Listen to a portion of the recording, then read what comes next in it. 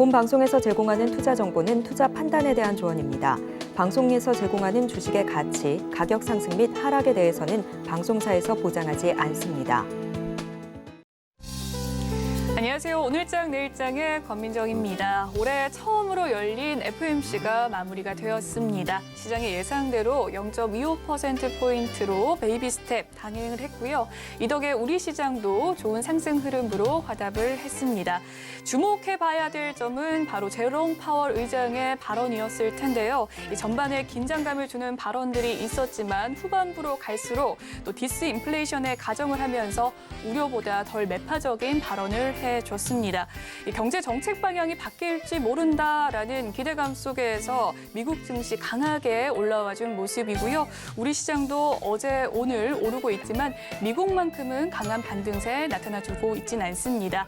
현재 코스피 강보합권의 흐름, 코스닥은 1% 넘는 상승 흐름 보여주고 있습니다. 이 환율을 주목해보자면 나쁘지 않은 흐름 나타나고 있는데요. 어제보다 10원 넘게 내려오면서 현재 환율 1,200원대로 내려왔습니다. 저점대는 1,216원까지 내려왔고요. 달러 인덱스도 살펴보자면 100선까지 내려와 줬는데요. 앞으로 이 긴축 정책이 변화한다면 시장은 대세 상승장으로 넘어설 가능성 높아지겠죠. 과연 지금이 상승장의 초입일지 전문가들과 함께 이 시장 상황 살펴가면서 오후장 더 정확하게 분석해 드리도록 하겠습니다. 저희 방송 유튜브를 통해서도 시청하실 수 있는데요. 유튜브 검색창에 서울경제TV라고 검색해 주시면 실시간 방송 시청 가능하시니까요. 많은 관심 부탁드리도록 하겠습니다. 본 방송에서 제공해드리는 정보는 투자 판단을 위한 조언일 뿐 해당 주식의 가치나 수익률을 보장해드리진 않습니다. 그리고 서울경제TV와 서울경제신문은 당사의 브랜드입니다. 최근 당사를 사칭하는 피해가 늘고 있으니 시청자 여러분의 각별한 주의 바라겠습니다. 2월 2일 목요일입니다. 오늘장 내일장 본격적으로 출발합니다.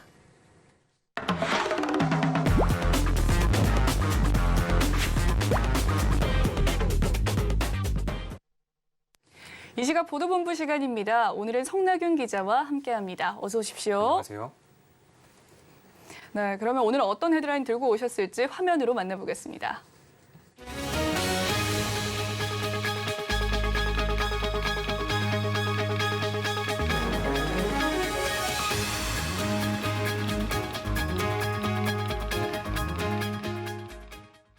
네, 올 한 해 1월은 다 가고 벌써 2월이 시작이 됐는데요. 요즘 관리비 고지서 받아본 분들은 깜짝 놀라셨던 분들 많으셨을 것 같습니다. 물가가 너무 오른 탓인지 높은 관리비 받아보셨을 텐데 물가지수가 나왔다고 합니다. 물가지수 어땠나요? 네, 이 새해 첫 달의 물가는 전월 대비 상승폭이 더욱 확대됐습니다. 오늘 통계청이 발표한 2023년 1월 소비자 물가 동향에 따르면 지난달 소비자 물가 지수는 110.11로 작년 같은 달보다 5.2% 올랐습니다. 전월 상승률보다 0.2%포인트 높은 겁니다. 석유류 상승세는 둔화했지만 공공요금 인상에 전기, 가스, 수도 물가가 치솟은 것이 이유로 풀이됩니다. 물가 상승폭이 전월보다 확대된 것은 작년 9월 5.6%에서 작년 9월 5.7%로 오른 이후 3개월 만입니다.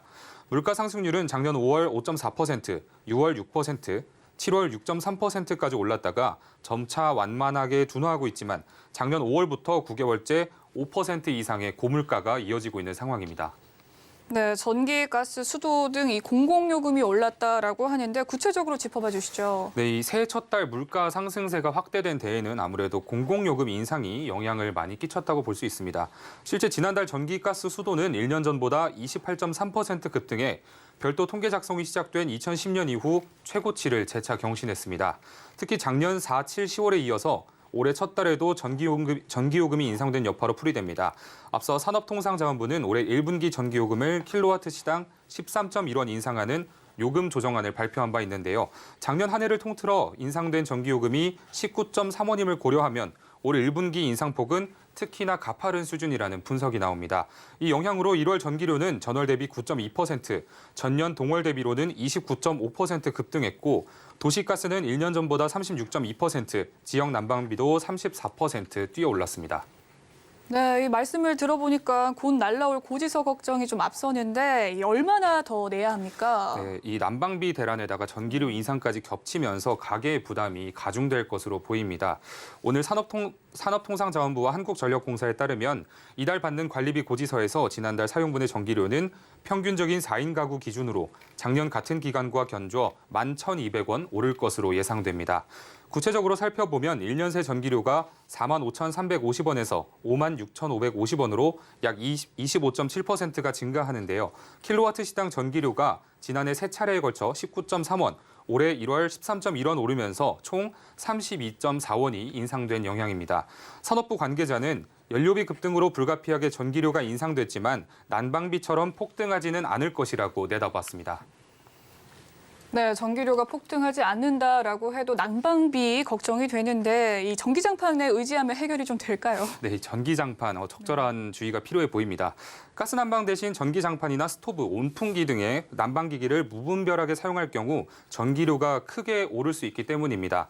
주택용 전기료는 사용량이 늘어날수록 요금이 비싸지는 누진제가 적용된다는 점을 꼭 기억해야겠습니다. 특히 소비 전력이 높은 전기장판이나 스토브, 온풍기를 추가로 사용하면 일반 4인 가구는 월 최대 17만 6천 원, 취약계층은 17만 원까지 전기료가 추가로 부과될 수 있는 것으로 분석됐습니다. 평균 소비 전력이 1,967와트에 달하는 온풍기의 경우는 하루 8시간을 사용한다고 가정하면 월 사용량은 472kW인데요. 일반 4인 가구와 취약계층의 월 평균 전력 사용량보다 많은 수준입니다. 한전 측은 사용량이 누진 3단계에 진입하면 요금 부담액이 대폭 증가한다며 저효율 전기 난방기기의 사용을 자제하고 합리적이고 효율적인 전기 사용을 실천해야 한다고 강조했습니다. 네, 전기료에도 누진제가 적용이 된다라는 점 꼭 기억해 봐야 될 점인 것 같고요. 마지막 소식도 알아보도록 하겠습니다. 삼성전자가 갤럭시 시리즈를 공개했다라고 합니다. 신제품에 대한 이야기 들어보죠. 네, 이 삼성전자가 현지 시간 1일에 기능이 한층 강화된 갤럭시 S23 시리즈를 공개했습니다. 일반 모델인 갤럭시 23과 고급 모델인 S23 플러스, 최고급 모델인 울트라 등 세 종을 선보인 건데요. 가장 특징적인 건 대폭 향상된 카메라 성능입니다.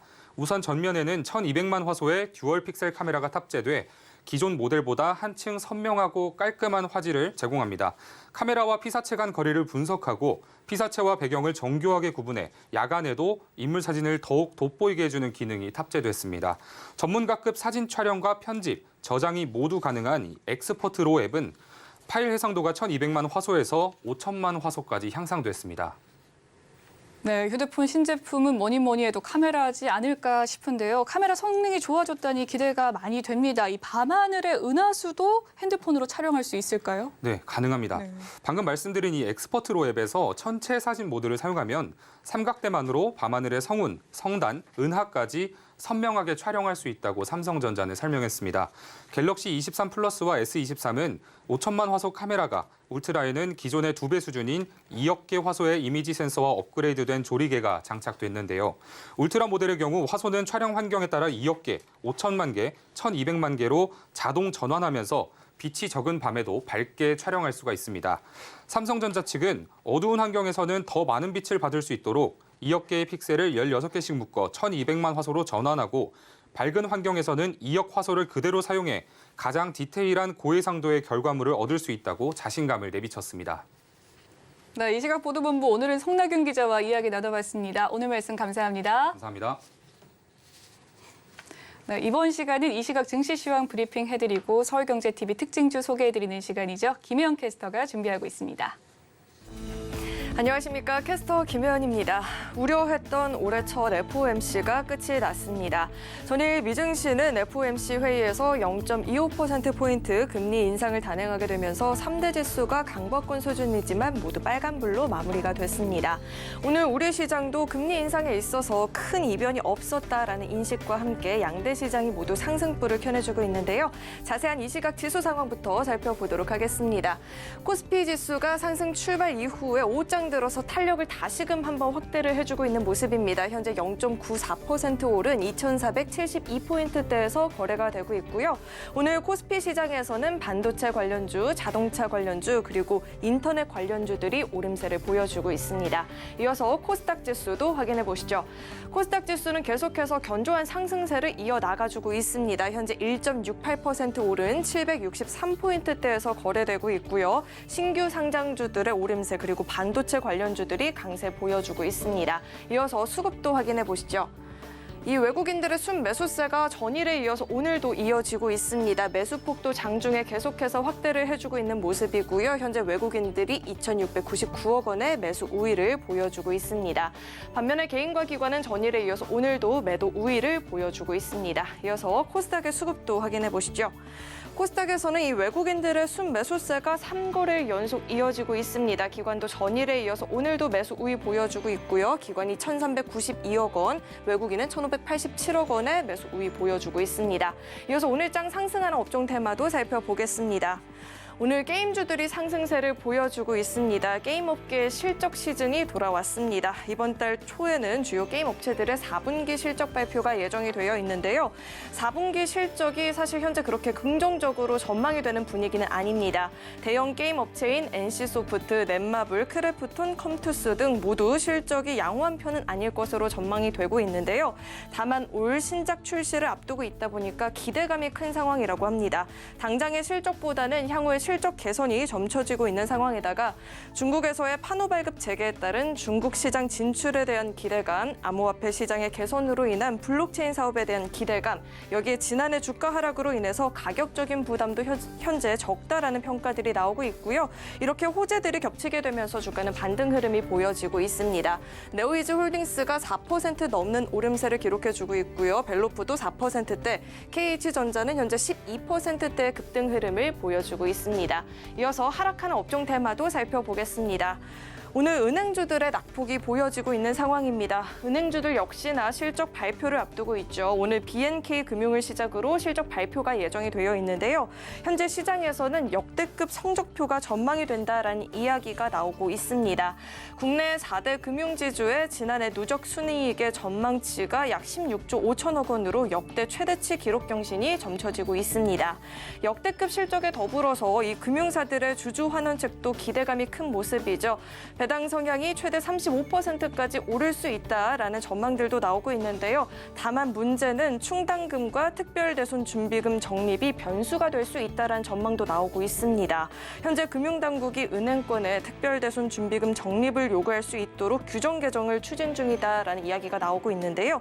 배당의 여력이 줄어들 수 있다라는 우려의 목소리도 현재 나오고 있습니다. 주가도 영향을 받으면서 낙폭을 기록하고 있는 모습이고요. 신한지주가 2%대, 하나금융지주도 2%대, 기업은행은 현재 1%대의 낙폭을 보이고 있습니다. 네, 이어서 증시 탑10 확인해 보겠습니다. 삼성전자와 SK하이닉스 두 기업 모두 어닝 쇼크를 기록했죠. 예상보다 더 나쁜 성적표를 받았는데요. 올 1분기에는 더 안 좋을 수 있다라는 전망까지도 나오고 있는 상황입니다. 다만 전일 필라델피아 반도체 지수 반등의 힘을 받으면서 두 종목 모두 다 주가는 강세를 기록하고 있는 모습입니다. 네이버와 카카오도 오늘 나스닥 훈풍의 힘을 받으면서 강한 모습이 보여지고 있고요. 서울경제가 뽑은 특징주도 확인해 보겠습니다. 신화콘텍은 삼성전자의 XR기기 개발 소식에 관련주로 묶이면서 강세를 보이고 있고요. 갤럭시와 머니틀이 오늘 강한 시세가 보여지고 있죠. 카르도와 STU 플랫폼 구축을 하면서 신사업 본격 가동한다라는 소식에 영향을 받고 있습니다. 클리노믹스는 암 DNA와 암세포를 쉽게 분리해주는 기기를 발표하게 되면서 투자자들의 관심이 몰리고 있는 모습입니다. 그럼 먼저 현대차부터 자세히 살펴보도록 하겠습니다. 현대차와 기아는 미국에서 1월 판매량이 처음으로 10만 대를 넘겼다라는 소식 전해지고 있습니다. 전년 동기 대비 판매량이 8.5% 증가를 보였다라고 하고요. 6개월 연속 성장세를 이어나가고 있는 모습입니다. 주가도 오늘 장에서는 0.4%대의 강세를 기록하고 있습니다. 이어서 살펴볼 종목으로는 아프리카 TV가 있습니다. 전일 넥슨과 아프리카 TV는 e스포츠와 콘텐츠 제작 협력을 위한 전략적 파트너십을 체결했다라는 소식이 전해졌죠. 이 같은 소식에 오늘 영향을 받으면서 장중 강한 모습 보여지고 있고요. 현재도 7%대 오름세를 기록해주고 있습니다. 네, 마지막으로 OCI 살펴보도록 하겠습니다. 반도체 웨이퍼와 태양광 패널에 쓰이는 핵심 원재료인 폴리실리콘 가격이 상승하게 되면서 수혜가 기대가 되고 있다는 이야기 나오고 있고요. 오늘장 4% 넘는 오름세를 현재 기록하고 있는 모습입니다. 네, 지금까지 증시 탑10 확인해봤습니다.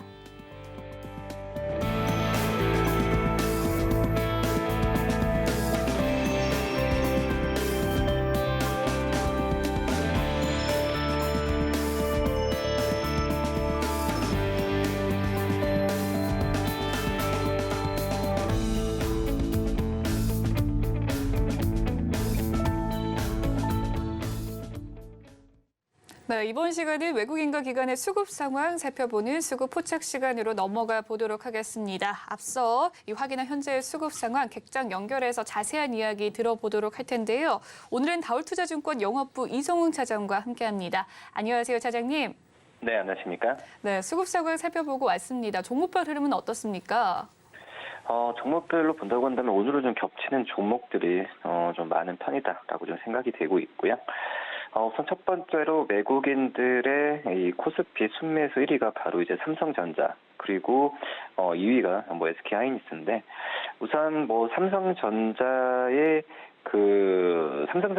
구글과 퀄컴, 그리고 엑셀에 대한 동맹 부분에 대한 이슈도 좀 있긴 하지만, 아시다시피 SK하이닉스까지 같이 묶어서 얘기하면은 이 확정 실적을 발표한 이후에 어떤 이벤트 해소 관점에서 저가 매수세가 좀 강하게 몰려 있지 않나라고 좀 생각이 되고 있고요. 반도체 사이클에 대한 부분에 있어서 언제 앞당겨지냐 이런 부분 논란이 좀 있긴 한데, 지금 현재 어떤 안 좋은 실적에 대한 기대감이 있다고 하더라도 확실히 그 우려감은 주가에 반영되지 않았나라는 게 외국인들이 보는 우리나라 반도체 기업들의 그런 현재 상황이지 않나라고 판단되면서, 우선 삼성전자 외국인들이 계속 매수가 들어와야 전체적인 지수에 대한 분위기가, 증시가 좋아지죠. 그래서 계속 기대해 본다라고 말씀드릴 수 있겠고, 그다음에 기간의 코스피 순매수 3위가 바로 이제 하나솔루션입니다. 하나솔루션에 대한 부분은 역시 그 기업 자체적으로 본다고 하더라도 이 케미칼 부분 중에 주요 제품 중 하나죠.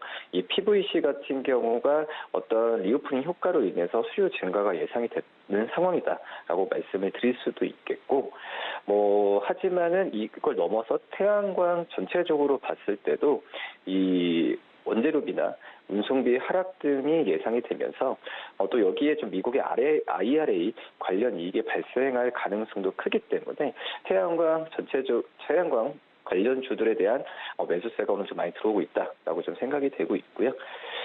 그리고 이제 그 하나솔루션 같은 경우에도 이런 그 IRA 관련해서 여러 가지 태양광 부분의 영업이익이 시장 기대치에 대한 어떤 실적을 상향하는 추세로 가고 있습니다. 올해 태양광 부분 영업이익은 1조가 넘을 것으로 판단되면서 작년 대비해서 160% 이상 증가가 예상이 되고 있기 때문에 어떤 태양광에서 단순 투자 심리에 좋은 부분이 아니라 이 부분이 실적으로 연결이 되는 가장 좀 빠른 어떤 종목으로 하나솔루션이 꼽히고 있다, 이렇게 좀 정리할 수 있겠습니다.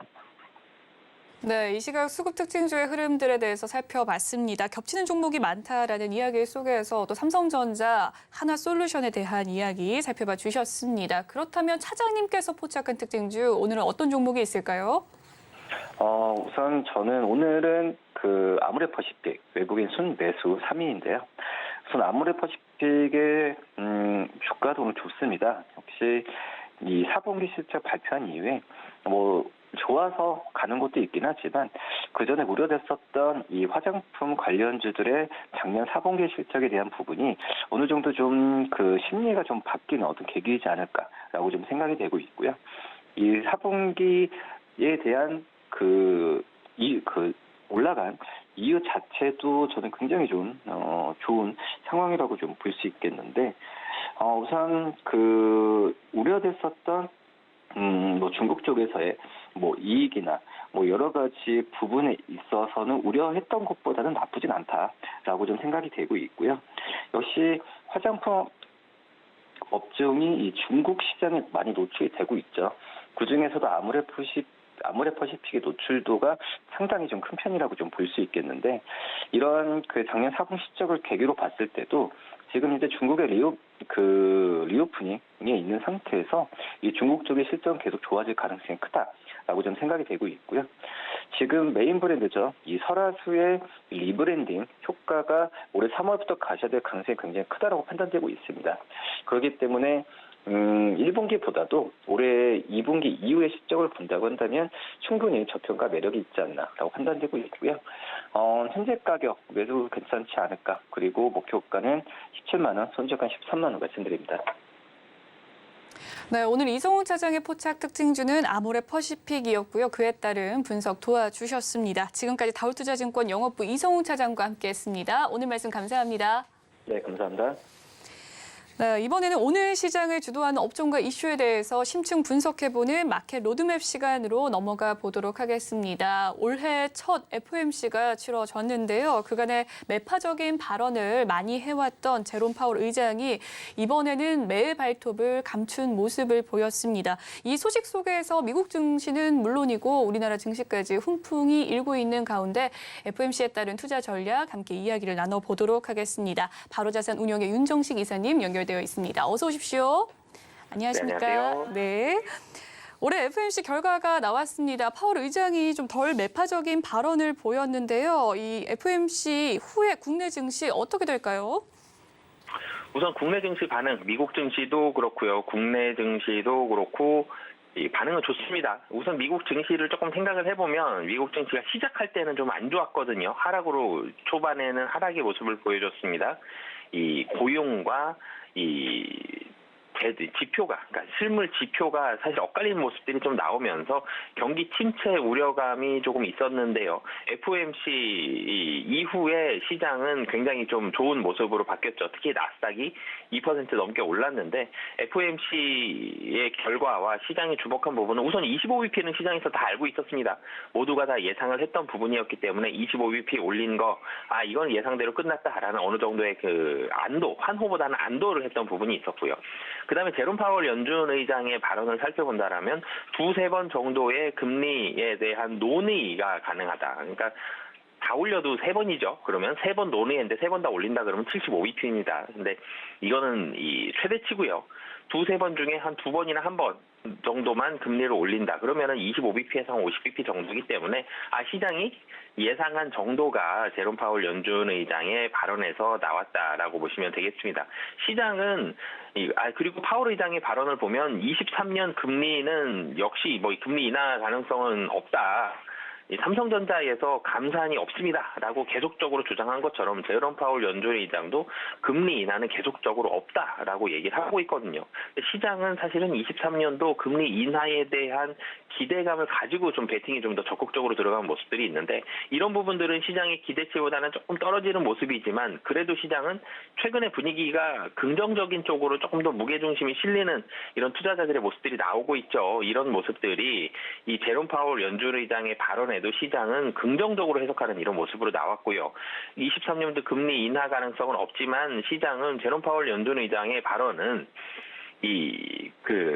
비둘기파적이다라고 시장은 해석을 했다라고 보시면 되겠습니다. 그러면서 미국 시장에서 이 반도체가 급등을 했죠. AMD라든지 이런 반도체, 데이터 센터에 대한 그런 기대감과 수요, 실적에 대한 이런 모습들이 나오면서 반도체 관련주들 급등했고요. 그러면서 필라델피아 반도체 지수가 5% 넘게 올랐습니다.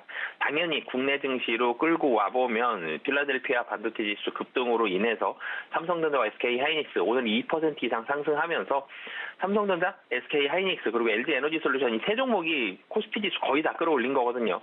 다른 종목들도 물론 오른 종목들이 있지만 이 시총 상위 종목 세 종목이 굉장히 좀 큰 이 비중으로 좀 올라가 있고 외국인들의 순매수가 이 세 종목에 집중된다라는 부분들. 그러니까 그리고 수급적으로도 살펴본다라면은 외국인이 순매도를 그저께 그러니까 1월 마지막 거래일인 1월 30일에 4,751억 원 순매도를 보여줬습니다. 그렇지만 2월 1일도 그렇고요. 2월 2일 어제와 오늘 어제도 2천억 가까이 매수를 했고 오늘도 지금 장 종료까지 1시간 좀 넘게 남았는데 3천억 가까운 순 매수를 보여주고 있습니다. 이런 부분들까지 봤을 때 시장은 FOMC에 대한 결과를 비둘기파적으로 해석을 했고 긍정적인 흐름을 계속적으로 유지하고 있는 상황이다라고 정리해 볼 수 있겠습니다. 네, 시장의 예상대로 이 파월 의장의 발언도 비슷하게 나왔는데 올해 금리 인하는 없다라고 밝혔습니다만 또 시장이 긍정적으로 해석하는 모습을 보이면서 오늘 국내 증시까지 좋은 흐름 보여주고 있습니다. 대표적으로 좀 기술주 중심으로 올라가는 흐름들 보여주고 있는 상황인데요. 오늘 대형주도 일제히 상승세 나타났고 특히나 이 구 페이스북이죠. 이 메타가 예상치를 좀 웃돈 실적을 보여주면서 주가가 폭등하는 흐름 보여줬습니다. 우리나라 대표 성장주라고 하면 네이버와 카카오가 있을 텐데요. 이 성장주를 둘러싼 외부 요인에 대한 평가 어떻습니까? 우선 성장주를 바라보는 시각이 이 재작년을 하고 작년하고 금년을 그리고 작년 하반기부터 금년까지 이 시각이 조금씩 달라져 있죠. 그러니까 재작년을 살펴보면 성장주는 성장에 대한 여부와 거의 상관없이 그냥 부담스럽습니다로 조정이 시작이 됐습니다. 그리고 작년에도 조정이 계속적으로 나오다가 작년에 이제 하반기로 갔을 때 주가의 조정이 어느 정도 멈췄죠.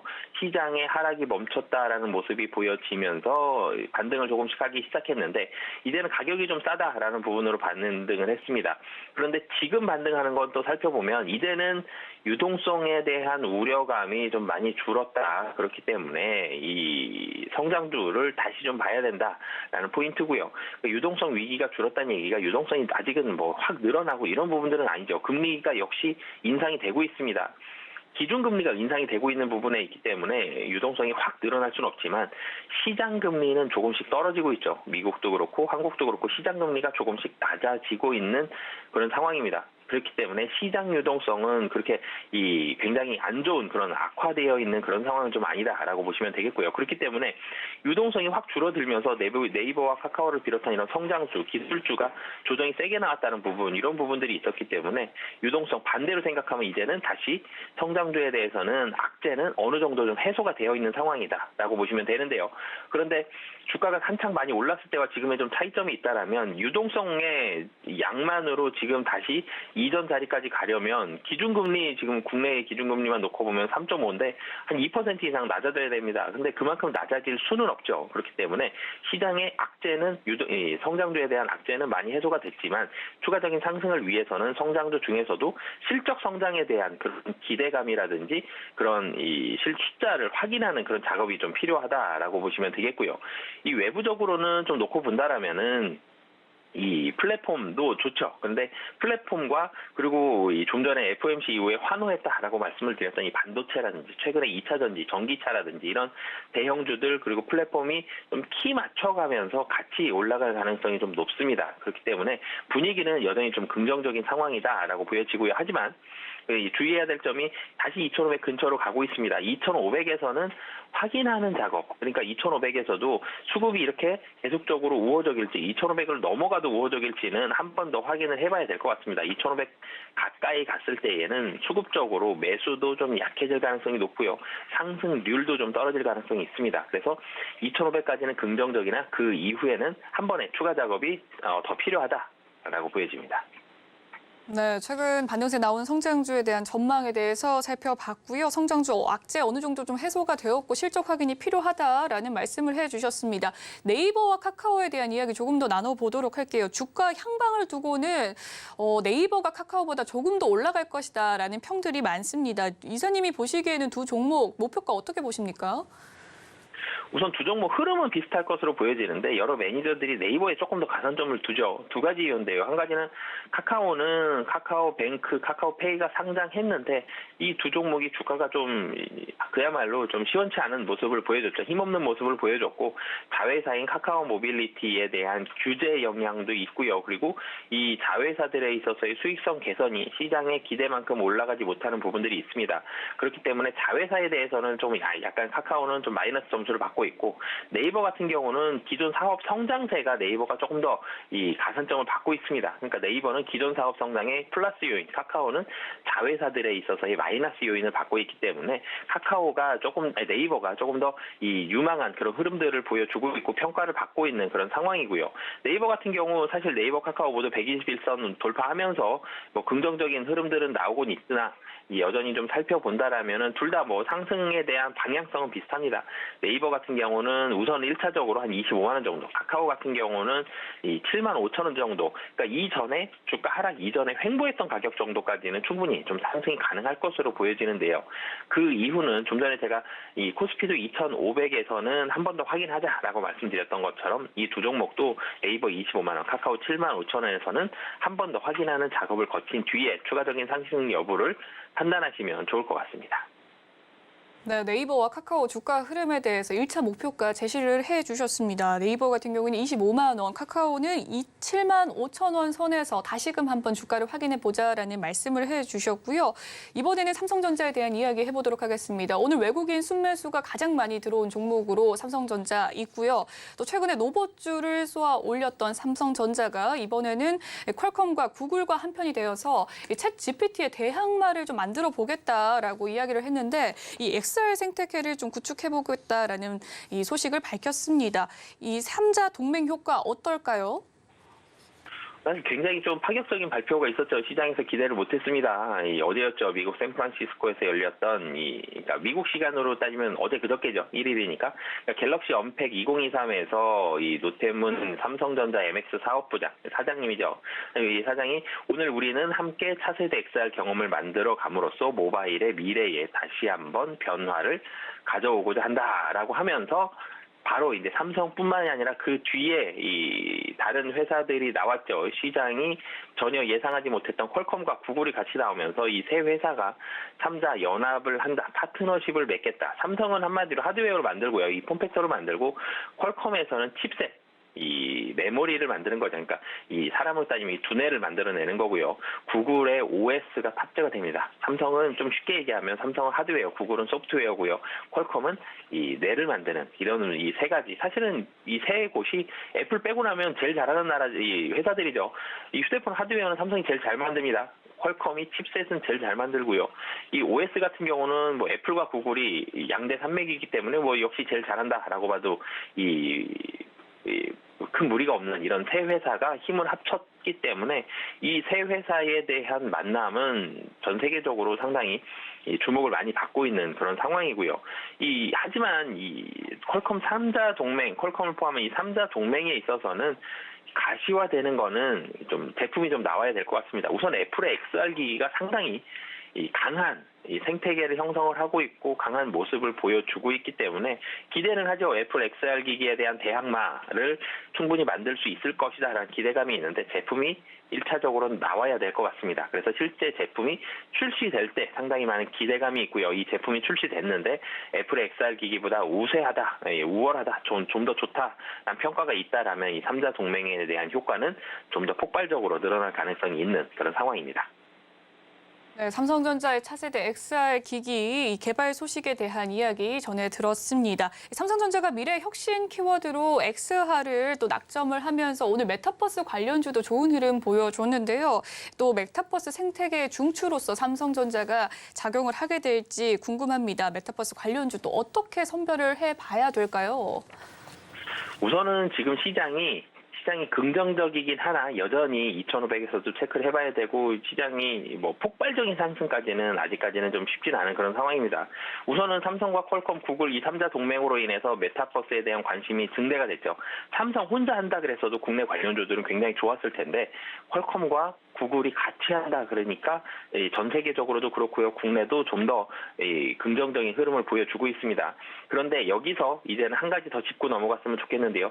진짜 바로 다이렉트로 혹은 직접적으로 이 삼성전자 혹은 대기업과 거래를 하고 이 대기업으로부터 이 하청을 받아서 벤더로서의 역할을 담당을 한다. 그럼 가장 좋을 것 같고요. 첫 번째. 그리고 두 번째로는 실적이 좀 뒷받침이 어느 정도는 돼야 될 것 같습니다. 지금 적자가 나오더라도 매출액이 확실히 늘어나고 있다. 혹은 적자에서 흑자로 전환을 한다. 흑자의 규모가 크면 더 좋겠지만 크지 않더라도 이렇게 실적에 대해서 매출액이 늘어나든지 아니면 적자가 줄어든다든지 아니면 적자에서 흑자로 전환한다든지 이런 실적과 같은 가시적인 숫자가 나오는 이런 기업들에 우선적으로 투자를 하시면서 검토를 하시면 좋을 것 같습니다.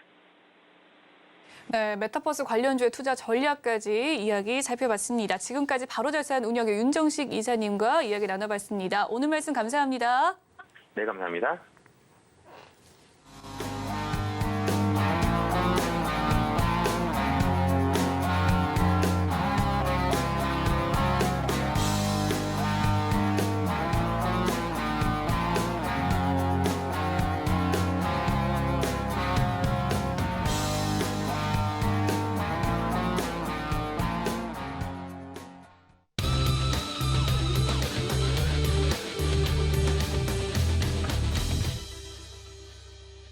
마켓 리더들과 함께 시장의 핵심 이슈를 짚어보는 이슈 칼럼 시간입니다. 1월에 코스피가 10%가량 상승을 하면서 22년 만에 가장 좋은 성적표를 내면서 1월의 효과를 톡톡히 누렸는데요. 과연 2월 이 FOMC 후에 증시가 어떻게 변모해 갈지 분석하는 시간 갖도록 하겠습니다. 오늘은 미중산업경제연구소 조용찬 소장님 연결되어 있습니다. 안녕하세요, 소장님.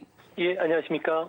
네, FOMC 회의 결과가 나왔습니다. 시장의 예상대로 베이비 스텝을 단행한 모습이고요. 오늘 새벽 기자회견에서 파월 의장의 발언, 어떤 메시지가 줄을 이뤘습니까? 네, 파월 의장 같은 경우에는 오래간만에 디스인플레이션이라는 단어를 썼는데요. 인플레이션 둔화라는 의미로 해석이 되는데 프로세스가 시작이 됐지만 아직 집세라든지 또 음식값 다양한 분야에서 일손 부족이 심각하기 때문에 서비스 가격은 계속 상승세가 둔화되지는 않을 것이다. 그리고 물가 안정에는 시간이 걸릴 수밖에 없다. 특히 이번 경기 순환 사이클은 이전과 상당히 다르기 때문에 심각한 경기 후퇴가 일어나지 않는 한 연내 금리 인하는 적절치 않다는 이야기를 했는데요. 하지만 시장 같은 경우에는 성명문에서 계속 그 금리 인상이란 표현 자체를 쓰긴 했지만 톤 다운됐던 그 흔적이 보이고 있기 때문에 아무래도 3월 회의부터는 금리 인상 중단과 관련된 부분에 지금 반응을 하는 것은 아닌가 생각이 들고요. 결국 연준의 요지는 인플레이션이 둔화되고 있지만 금리 인상을 중단하기 위해서는 2%까지는 좀 더 시간이 걸리기 때문에 좀 관찰할 필요가 있다는 거고, 반면에 시장은 금리 인상 최종 국면에 지금 도달하고 있기 때문에 이제 빨리 그 금리 인상 중단, 금리 인하와 같은 신호를 내보내라고 이야기를 하고 있다는 점에서 시장은 앞으로도 당분간 연준보다는 조금 더 앞서갈 가능성이 있지 않나 보여집니다. 네, 연준보다 시장이 조금 더 앞서갈 수 있고 3월부터는 또 금리 인상의 중단에 좀 무게를 가질 수 있다라는 이야기가 있는데 금리 인상 중단과 관련된 논의가 활발해지고 있다면서요. 네, 그렇습니다. FRB 안에서도 금리 인상을 중단해야 된다는 정보 발신이 최근 들어서 급격히 늘고 있고요. 또 이 문제가 논의됐는데 아무래도 그 연준 임원들 같은 그 경우에는 정책 금리죠. FF 금리에서 인플레이션을 뺀 실질 FF 금리가 1분기부터는 플러스로 돌아선다는 겁니다. 이는 그 금리 인상을 중단할 수 있는 환경이 됐다는 건데요. 아무래도 경기가 오버킬 할 수가 있기 때문에 빨리 금리를 낮추든지 아니면 다양한 정책 수단을 강구해야 된다는 목소리로 해석이 될 수가 있습니다. 이 때문에 시장에서는 투자 부적격 그 신용 등급 기업 대출이죠. 레버리지론이 지금 최근 들어서 급격히 늘고 있고요. 또 하이힐드 채권의 스프레드가 축소가 되고 있습니다. 이로 인해서 위험자산 선호 현상이 일어나면서 주식형 펀드, 그동안에 폭락했던 신흥국 증시 쪽으로의 자금 유입이 계속이 진행이 될 것으로 보여집니다. 이로 인해서 코스닥 시장 같은 경우에는 새해 들어서 7조 원 가량을 외국인이 매수했고요. 중국 증시에서도 25조 원 넘게 사들이면서 오늘 원달러 환율이 1달러에 1,210원대까지 절상 압력을 받고 있다는 점에서 우리나라 원화도 곧 1,100원 시대에 진입하지 않을까 생각이 됩니다.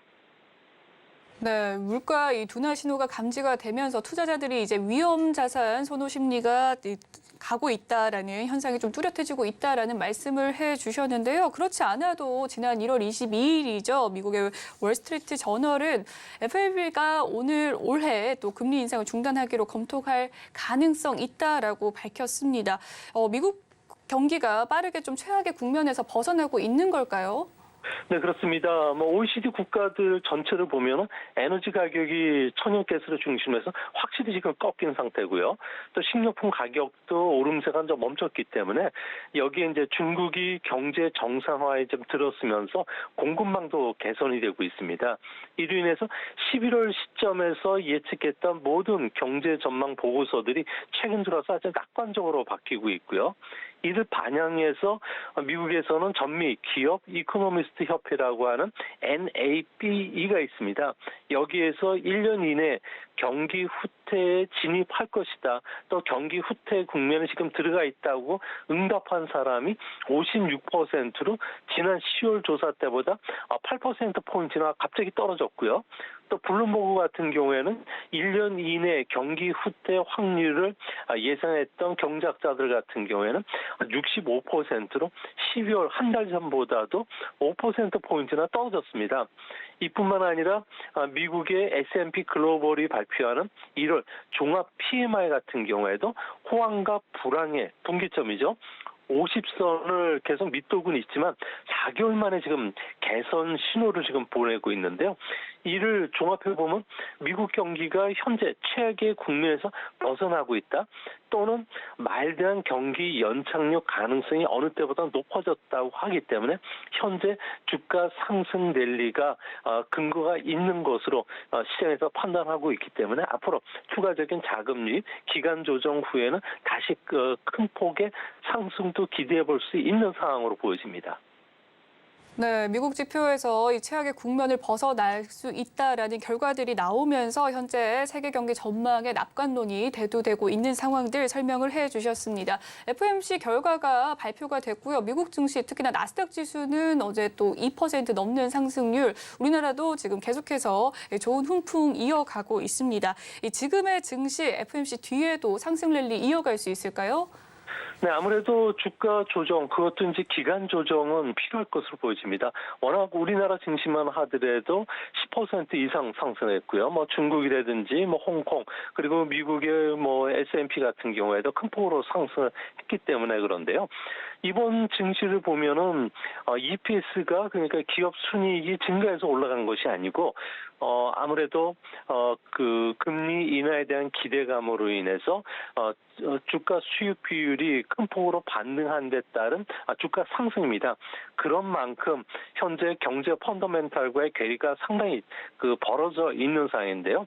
미국 같은 경우에는 ISM 제조업 지수가 기업의 순이익의 선행 지표 역할을 하는데 아직은 ISM 제조업 지표가 V자한 반등을 찾아오기는 상당히 어려운 상황이라는 점에서 당분간 양자의 그 괴리를 수렴하기 위한 주가 조정이 필요하지 않나 보여지고요. 그런 측면에서 보면은 연내 금리 인하 기대감이 좀 더 계속 올라가고 공급망 개편에 따른 기업들의 생산 활동이 눈에 보이게 좀 개선이 된다고 하면은 우선 주식시장의 투자가의 리스크 허용도가 빅스 지수죠. 20점 이하로 확실히 떨어진 상태에서는 큰 장이 설 가능성이 크다는 점에서 앞으로 여러 가지 조건들 그리고 연준의 정책을 보면서 향후 증시에 대해서 조정 시 매수하는 전략도 바람직하지 않나 이렇게 보여집니다. 네, 연내 금리 인하에 대한 기대감 높아지고 있는 상황이고요. 또 기업들의 공급망의 해소가 좀 이루어지게 된다면 연내 증시 또 상승도 이어질 수 있다라는 긍정적인 답변해 주셨습니다. 다음은 이 반도체에 대한 이야기 해보도록 하겠습니다. 지난주에 미국이요, 중국에 대한 첨단 반도체 기술과 장비 수출 규제에 대해서 이 네덜란드와 일본이 함께 동참하기로 했습니다. 우리나라 반도체 기업에 미칠 영향도 궁금하고요. 중국 정부 지금 어떤 입장인가요? 이제 그 미국의 어플라이드 머티리얼을 비롯해서 램 리서치와 같은 장비 회사뿐만 아니라 첨단 그 반도체 장비를 생산하기 위해서 노광 장비가 필요한데 여기에는 아마 극자에선 노광 장비인 네덜란드의 ASML이 있고요. 또한 EUV보다는 조금 한 단계 아래인 DUV 노광 장비를 생산하는 도쿄 일렉트론이라든지 니콘 반도체까지도 대중국 그 반도체 장비 수출 규제에 합류를 했습니다. 이렇게 된다면 뭐 중국은 앞으로 7나노미터 이하의 최첨단 반도체 칩 생산이 불가능하게 되고요. CPU뿐만 아니라 스마트폰의 그 머리에 해당하는 AP 그리고 인공지능과 관련된 얼굴 인식, 지문 인식, 음성 인식에 필요한 딥러닝 기반의 AI 반도체를 이제 생산할 수 없게 되는데요. 이렇게 되면은 결국 중국은 로우엔드 제품만 생산하는 제작 공장으로 남게 되기 때문에 미국과 패권 전쟁에서는 뒤처질 수밖에 없고요. 시간이 지나면은 삼성과 SK 하이닉스 같은 경우에는 반사이익을 꾸준히 받지만 우리나라도 미국으로부터 1년이라는 한시적 유예 조치 속에서 대중국 반도체 규제에 합류할 수밖에 없다는 측면에서 우리의 그 매출도 감소하지 않을까 보여집니다. 특히 규제에 합류하지 않는다면 중국에 있는 우리 공장들에 대해서 생산 확대나 부품 조달에도 어려움을 겪을 가능성이 크다는 점에서 앞으로 중국 시장과 관련된 매출 감소가 이제 현재 본격화될 가능성이 있지 않나 이렇게 보여집니다. 그렇군요. 우리나라도 대중국 이 반도체 수출 규제에 좀 합류할 수 있을 가능성 높게 점쳐지고 있기 때문에 또 매출 감소 가능성도 있다라는 말씀해 주셨습니다. 이 반도체 시장 워낙에 좀 불황인데다가 삼성전자가 지난해 4분기 이 실적 발표 속에서 어닝 쇼크를 기록했음에도 불구하고 현재는 상승 랠리 펼쳐지고 있습니다. 오늘만 해도 2.7% 상승세 보여주고 있는데요. 과연 하반기 반도체 시장 회복이 될까요? 삼성전자 8만 전자 갈 수 있겠습니까? 네, 기대를 가지셔도 될 것으로 보여지는데요. 현재 주가 상승은 예상 주가 수익 비율이 반등한 데 따른 지수 상승으로 보여지는데요. 우선 그 반도체 지수가 그 본격적으로 상승하기 위해서는 필라델피아 반도체 지수가 바닥을 치고서 완전히 상승 추세로 돌아서야 됩니다. 필라델피아 반도체 지수는 삼성전자의 메모리 가격보다는 대만의 전자광학 PMI와도 상당한 관계를 갖고 있는데 아무래도 그 대만 쪽에서는 재고 조정이 조금 길어지고 있다고 합니다. 아무래도 과거 같은 경우에는 경기 하락 국면에 지금처럼 들어가 있는 상황이라면 각국이 금융 완화나 대규모의 그 재정 자극 정책을 쓰면서 수요를 다시 창출을 시켜줬는데 지금은 고물가 상황이 모든 나라가 공히 직면하고 있기 때문에 적극적인 금융이나 재정 정책을 펼칠 수가 없기 때문에 그렇습니다. 이 때문에 반도체 경기가 본격적으로 회복하기 위해서는 인플레이션이 명확히 떨어졌다는 걸 보여줘야 되는데 이는 하반기 정도가 돼야지 되지 않을까 보여지고요.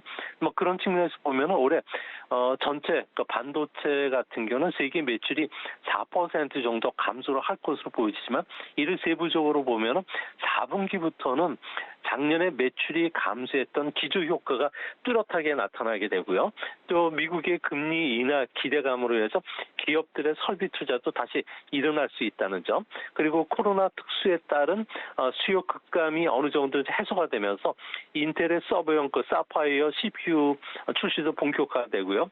데이터 센터용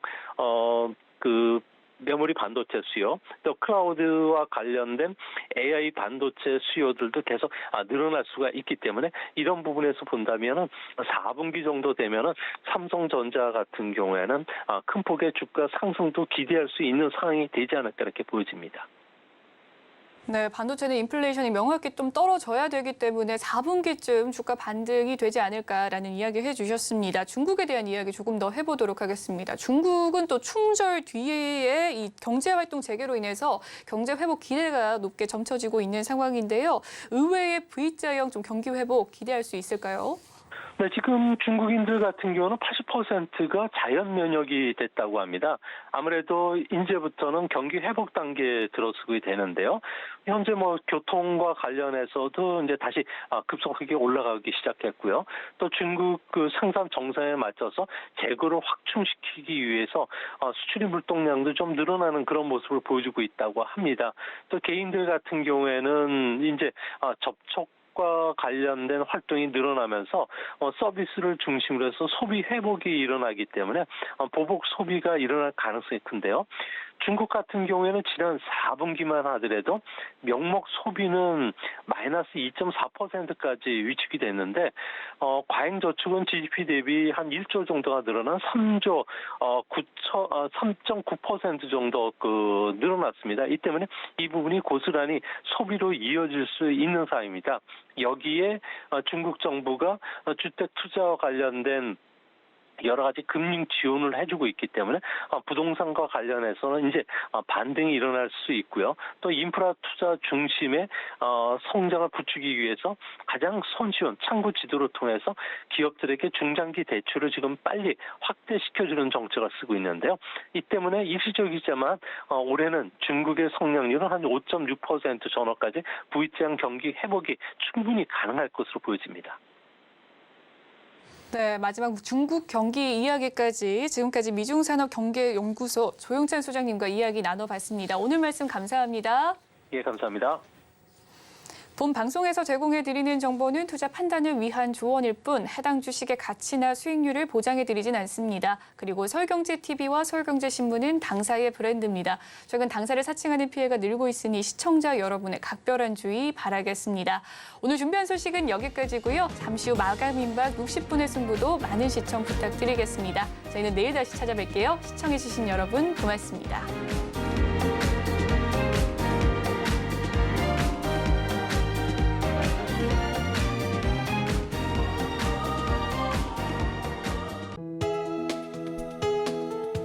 본 방송에서 제공하는 투자 정보는 투자 판단에 대한 조언입니다. 방송에서 제공하는 주식의 가치, 가격 상승 및 하락에 대해서는 방송사에서 보장하지 않습니다.